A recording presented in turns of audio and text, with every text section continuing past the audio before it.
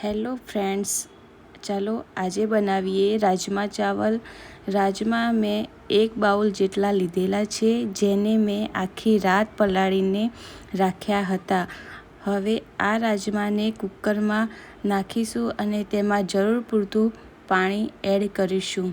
પાણી એડ કર્યા બાદ તેમાં 1 ચમચી જેટલું મીઠું એડ કરીશું અને 4 થી 5 વિસલ આવે ત્યાં સુધી તેને ગેસ ઉપર કૂક થવા દેશું. હવે અહીંયા 1 વાટકી જેટલા મેં બાસમતી રાઈસ લીધેલા છે, જેને પાણી એડ કરીને તે વોશ કરી દેશું અને તેને ગેસ પર કૂક થવા માટે મૂકી દેશું.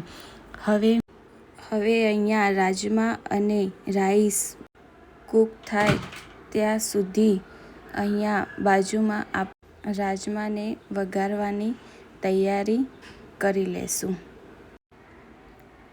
અહીંયા મેં 7 થી 8 કળિયું લસણ લીધું છે, 2 લીલા મરચાં લીધેલા છે.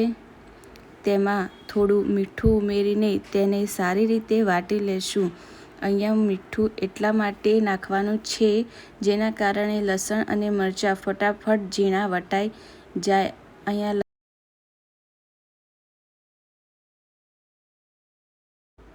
અહીંયા આ રીતે લસણ ને મરચાં ઝીણા વટાઈ ગયા છે. હવે અહીંયા મેં 2 જેટલી ડુંગળી લીધી છે અને 1 ટામેટું લીધું છે.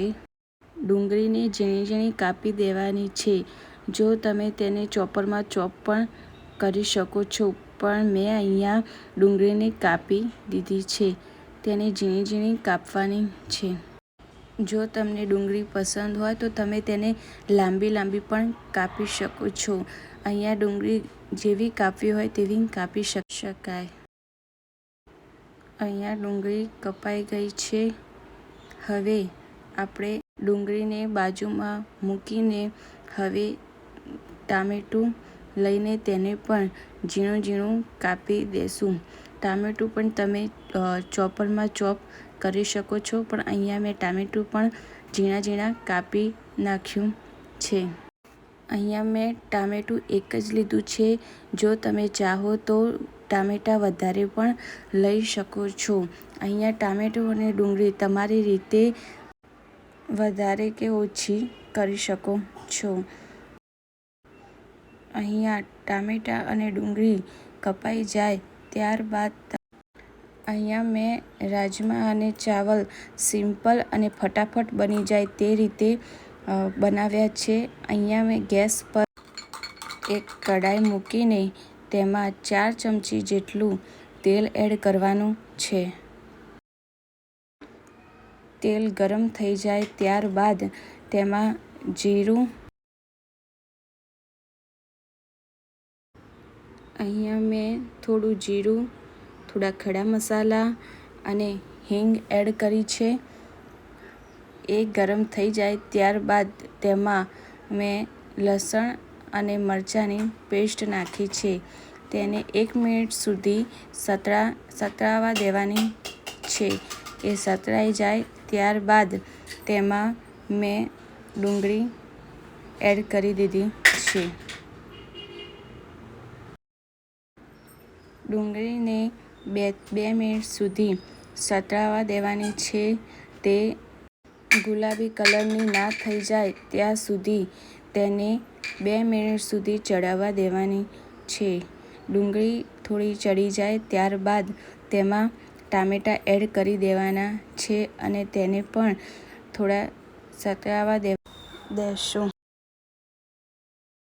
2 મિનિટ બાદ ડુંગળી અને ટામેટાં સતળાઈ જાય ત્યારબાદ તેમાં મસાલા કરવાના છે, જેમાં લાલ મરચું પાવડર,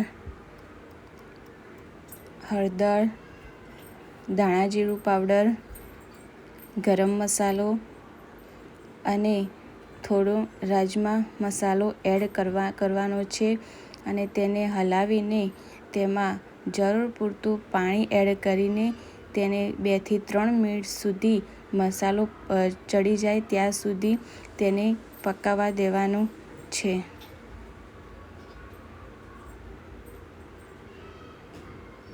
અહીંયા ચમચો સતત હલાવતા રહેવાનું છે, કેમ કે મસાલા બળી ના જાય તે ખાસ ધ્યાન આપવાનું છે.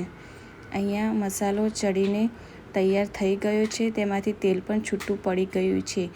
આ બાજુ રાજમા પણ ઠંડા થઈ ગયા છે અને રાજમા પણ બફાઈને સોફ્ટ થઈ ગયા છે. રાજમાને પણ પાણી સાથે જ કઢાઈમાં એડ કરી દેવાના છે.